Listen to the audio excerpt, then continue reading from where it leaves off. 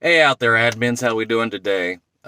Survived mid-year conference. The Wyndham, we had issues there, and we were looking at other ways, and other places to go for that. So overall, though, we survived. There was some good information handed out.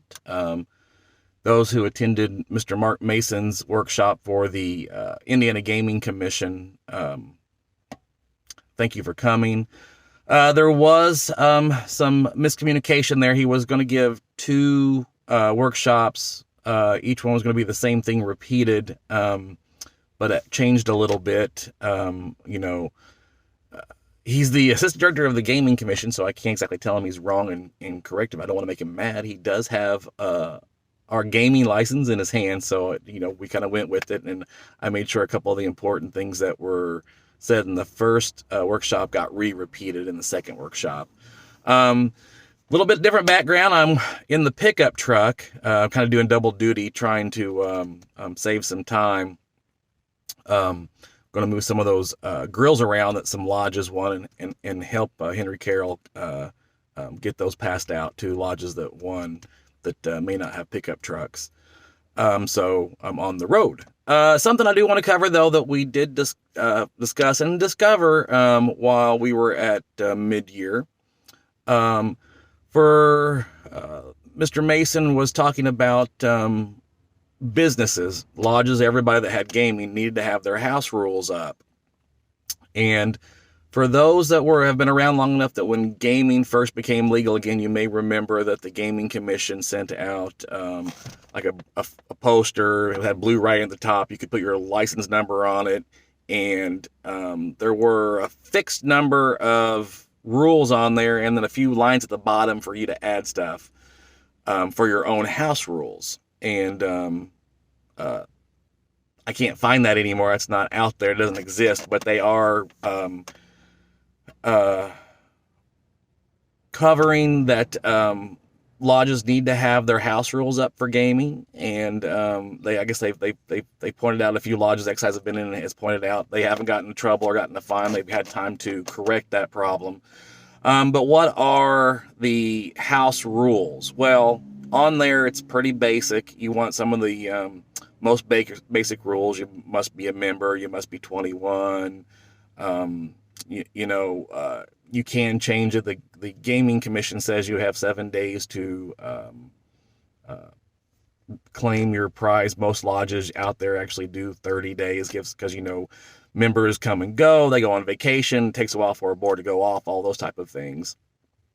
But what I will do is I will go out and I'll make up some type of flyer in the next week or two. And give you a basic 10 or so, and then you come up with the other rules. There are some rules they definitely want to make sure you're covering if there are questions to certain games that the Gaming Commission can't cover. For example, the sports boards for football and basketball, the square boards. The house needs to have their own rules of how those pay out. Do those pay out each quarter? And is there a percentage, 20%, 20%, 20%, whatever that dollar amount may fix? Because I realize you may not want to put a dollar amount on there because, those square boards, you can have $1 square board or a $10 square board.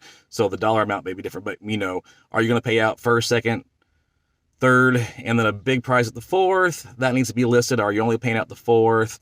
Are there, so you need to put in there and how you're going to determine what the payouts are also, because within the quarter you may decide to go ahead and put like, for example, the first quarter, second quarter, you may put what the score is at the end of that. Some people are putting in how many points were scored in that quarter. So the second quarter may not be what the score of the game is. It may be the total of how many points were scored. I don't suggest doing that. I guess there are some places out there doing it. I don't know if any lodges are. I always suggest doing the actual score of the game. It's easier to track. You can determine by looking on any ESPN, any kind of sports app, and determine what those were, so everybody knows what the score is. Also, for example, on the NASCAR boards, because there are sometimes there's not as many cars as there are listed on there. The rules need to be determined on, if I pull one back and there's, only 32 cars and there were spots for 35, what do we do with those 2 blank ones? Some lodges are just giving that money back. Some are saying, well, it's gambling and you could have gotten first place and you could have gotten out immediately. I'm personally fine with that. I mean, it's gambling. Also, and I wasn't aware of this, you may want to talk to your gaming distributors. Mark did mention that there are some boards out there now that have fewer cards on them, but are cards, fewer cars in them, fewer spaces. But again, that's up to you guys. Now, I will say this, it's not up to the administrator and the president to make those house rules up. The board needs to come up with some of those, and then they need to be approved by the membership. The membership has the right to say, how those games are played.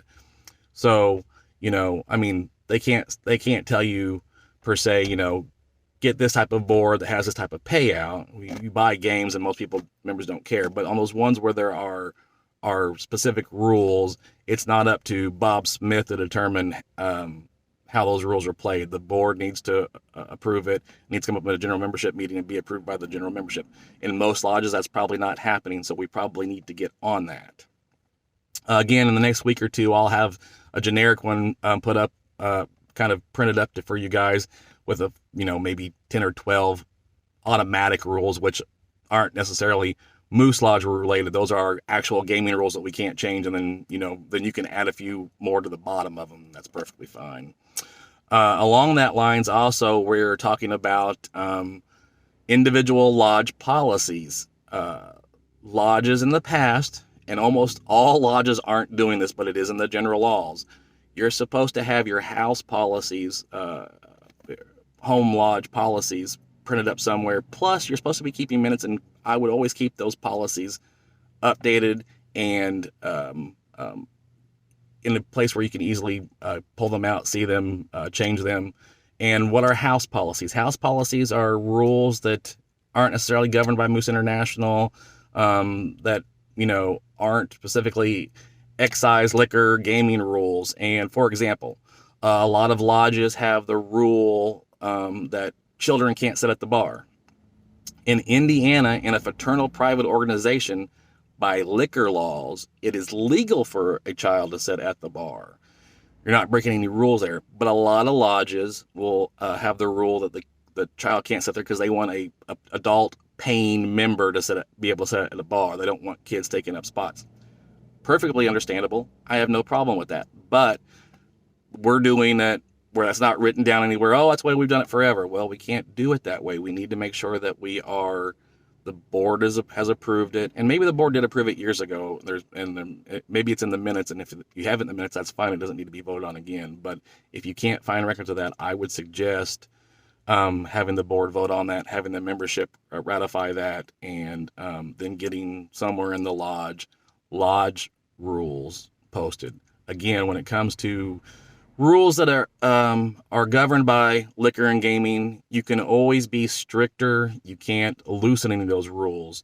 Of course, now I say that, I was talking with Mark Mason about the gaming rule that you have to claim a board within 7 days, and a lot of lodges do that longer. He said, well, that's one that technically is counterintuitive. You are loosening it up, but that's not that bad of a situation. If you want to give them longer to claim it, that's okay. It's the other rules you can't make looser. But for example, of other house rules, maybe you have an age limit on who can play at the pool tables without adult supervision.